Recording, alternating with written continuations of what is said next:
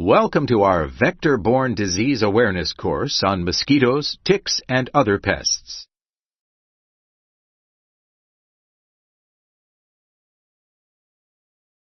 According to the World Health Organization, or WHO, mosquitoes are one of the deadliest animals in the world. In addition to mosquitoes, there are other pests that carry and spread disease. Fortunately, exposure to pests and the spread of disease can be minimized. This course provides information about ways to reduce exposure to disease-carrying pests, which are sometimes referred to as vectors. By the end of this course, you will be able to identify what vector-borne diseases are and which pests may carry them, identify environmental factors that can harbor pests, recall ways to make the environment less hospitable to pests, recall which personal factors can reduce the risk of exposure to pests, and recall why it is important to report bites and symptoms of vector-borne illnesses. Please note that this course will not cover every known vector and disease. We will talk about the most prevalent pests worldwide, the diseases they carry, and best practices to avoid exposure to them.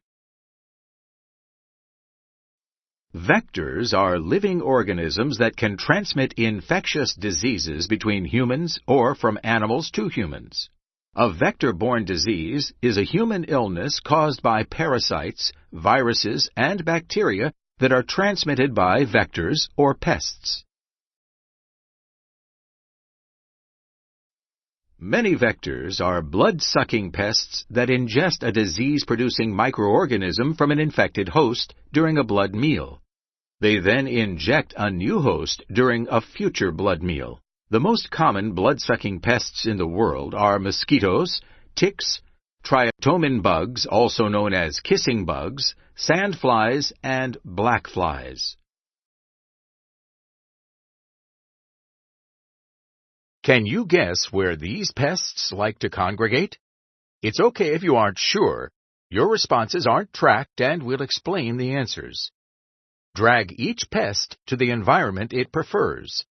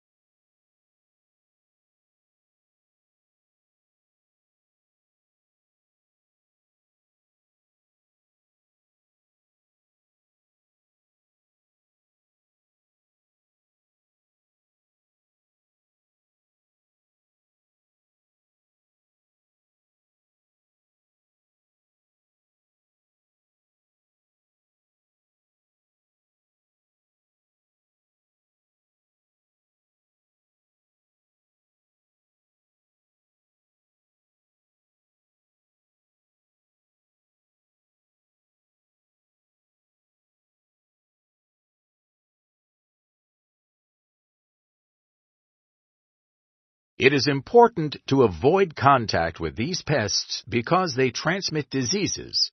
Let's see if you can match the pest to the diseases it transmits. It's okay if you aren't sure. Your responses aren't tracked, and we'll explain the answers. Drag each pest to the diseases it transmits.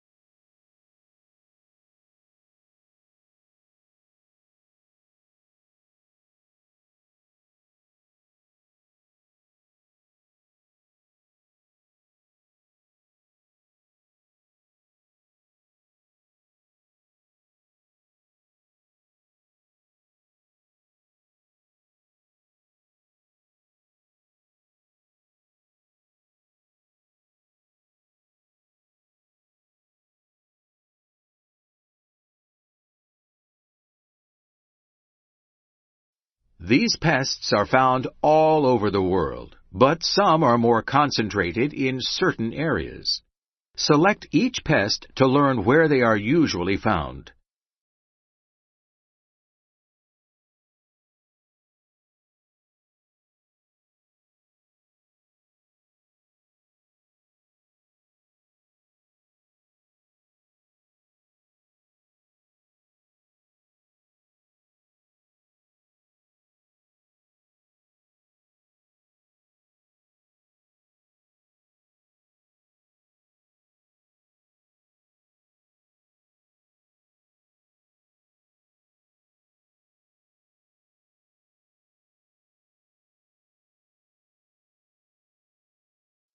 There are different vector-borne illnesses prevalent in each geographical area.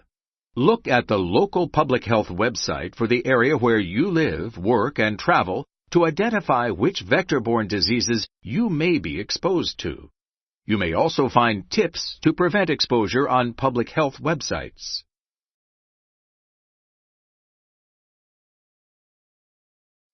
Even though pests are found in specific regions, they don't recognize boundaries. With the surge of international travel, people are unknowingly carrying pests and/or diseases all over the world. You can help stop the worldwide spread of pests and disease by limiting your own exposure.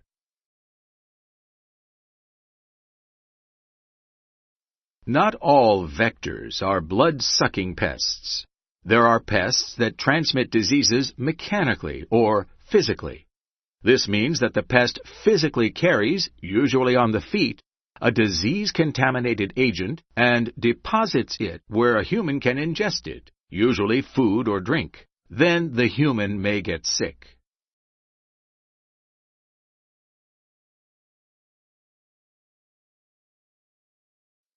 Dysentery, typhoid fever, and cholera are all common mechanically transmitted diseases.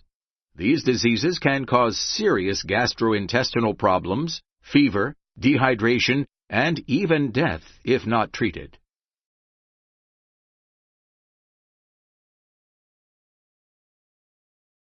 Cockroaches and houseflies are the most prevalent mechanical pests. Cockroaches are found worldwide, are active at night, and are attracted to food and moisture. Houseflies can also be found worldwide, are active during the day, and are attracted to places where they can lay eggs and eat, for example, animal feces and garbage.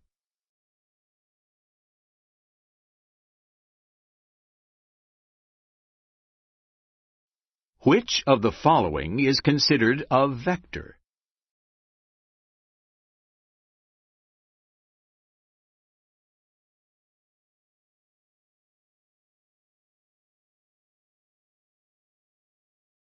The placement, design, construction, operation, and maintenance of facilities and equipment may actually invite pests. Knowing what makes facilities and equipment inviting to pests helps us predict their presence and implement methods to discourage or remove pests.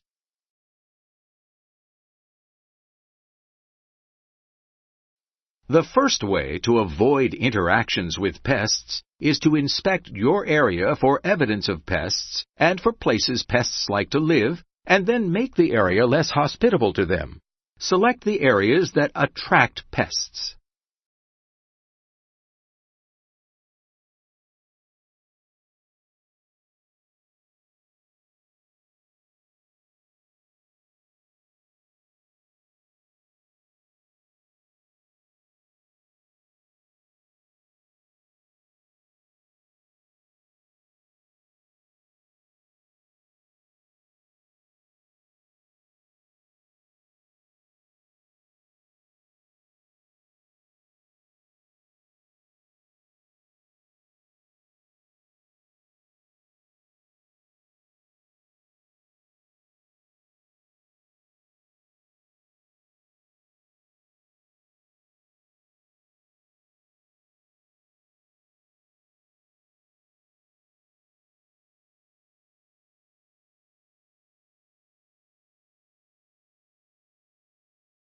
After you identify the areas that will attract pests, it is important to make those areas less hospitable.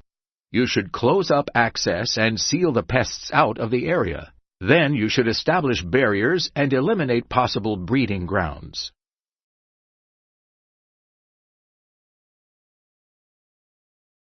Let's consider how you can make facilities and equipment less inviting to pests. First, inspect your work area. Do you see any evidence of pests? If so, consider several pest management strategies. One strategy is to seal out pests. Even the smallest penetrations in walls can allow pests inside. Inspect interior and exterior walls, sealing any openings that you find. Don't forget to check around enclosures such as doors and cabinets or outbuildings. To seal small openings, use caulk or putty. For larger openings, make necessary repairs.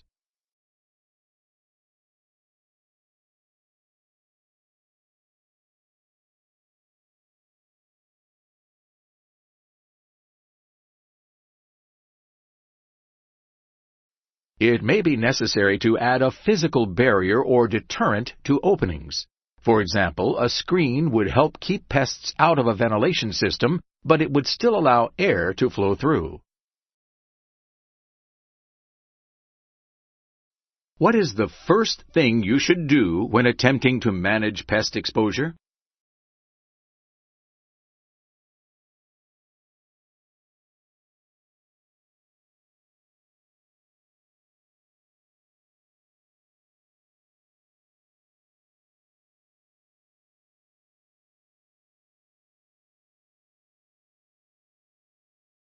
Another simple and effective pest management strategy is to eliminate pest breeding grounds. To eliminate pest breeding grounds, you can take measures to eliminate standing water by removing or limiting water collection points, circulating water, and repairing leaking faucets or pipes. Dispose of or put away food, drinks, and other waste materials, and pick up clutter.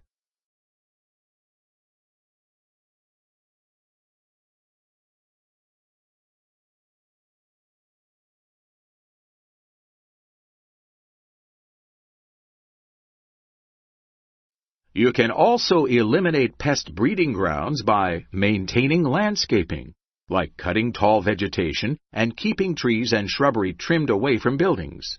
Repairing deteriorated wood, such as wood shingles, soffits, or molding, which may attract certain pests, and not leaving wood lying or stacked near buildings.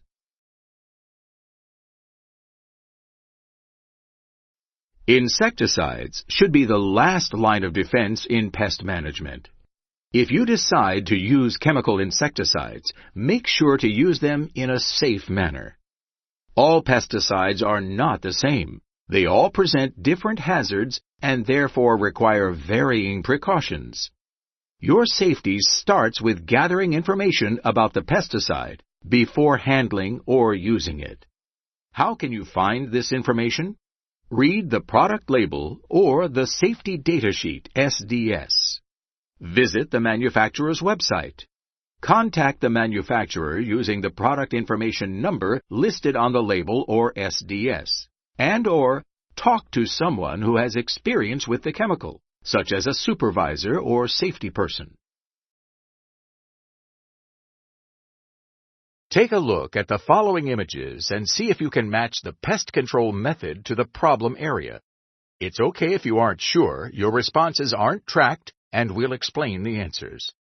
Drag the pest control method to the problem it addresses.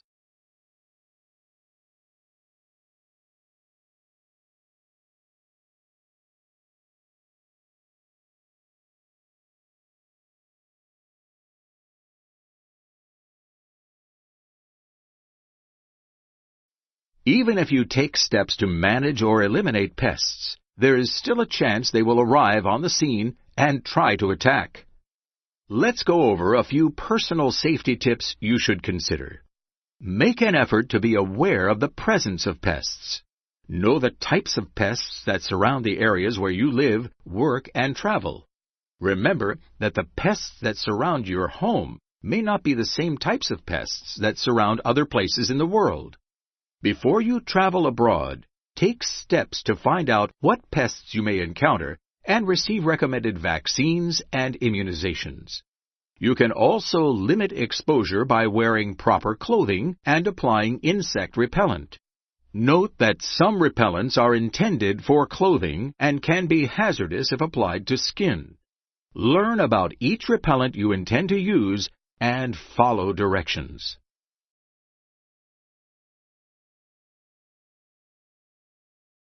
Select areas on the picture to learn about what this person is doing to limit pest exposure.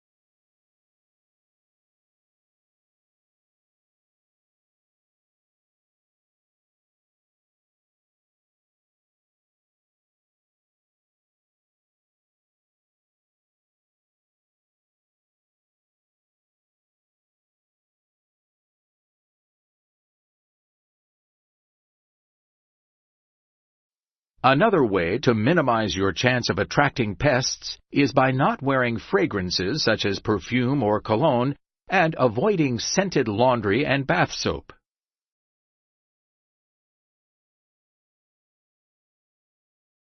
After you have gathered information about the repellent you want to use, follow some basic safety precautions during application.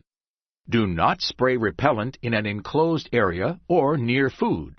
Never apply repellent to cuts, wounds, or inflamed and irritated skin. Use only enough repellent to lightly cover exposed skin and clothing, and if you wear sunscreen, apply sunscreen before the repellent.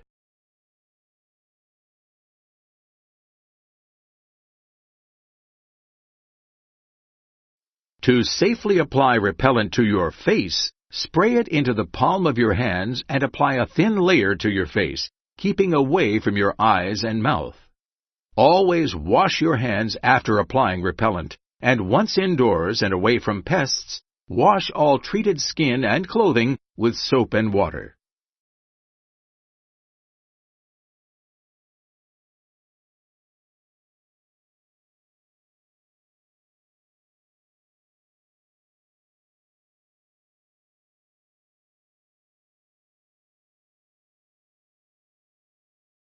Which of the following is a safe strategy to limit exposure to pests?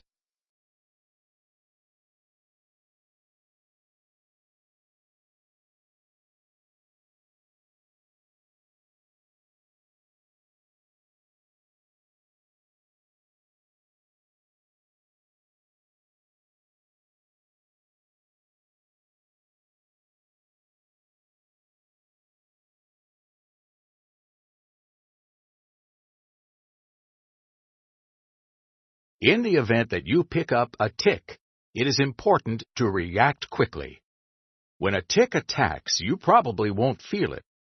That is why it is important to inspect your body for tick bites after you've been in grassy areas.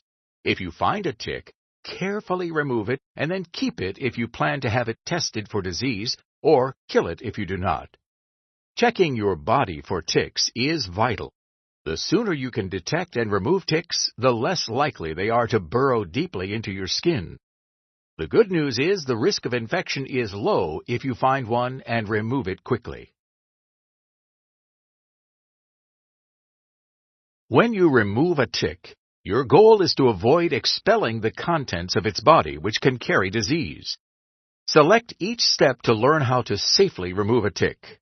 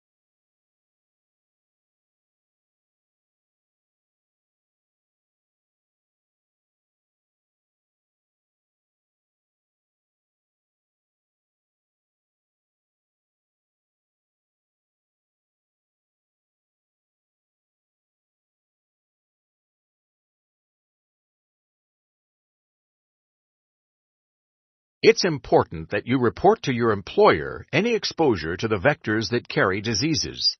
Symptoms of vector-borne diseases include fever, headache, rash, blurred vision, confusion, nausea, and many others.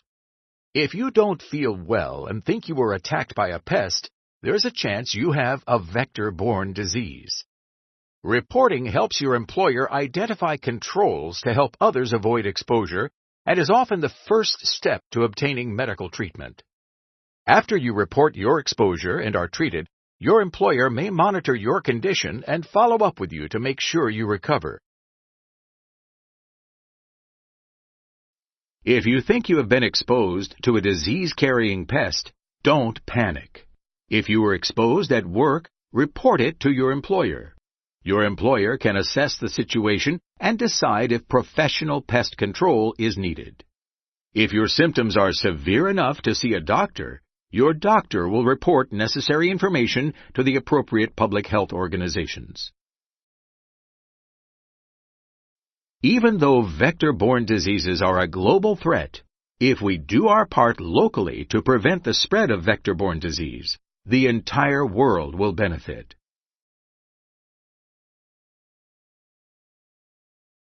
You should now be able to identify what vector-borne diseases are and which pests may carry them, identify environmental factors that can harbor pests, recall ways to make the environment less hospitable to pests, recall which personal factors can reduce the risk of exposure to pests, and recall why it is important to report bites and symptoms of vector-borne illnesses.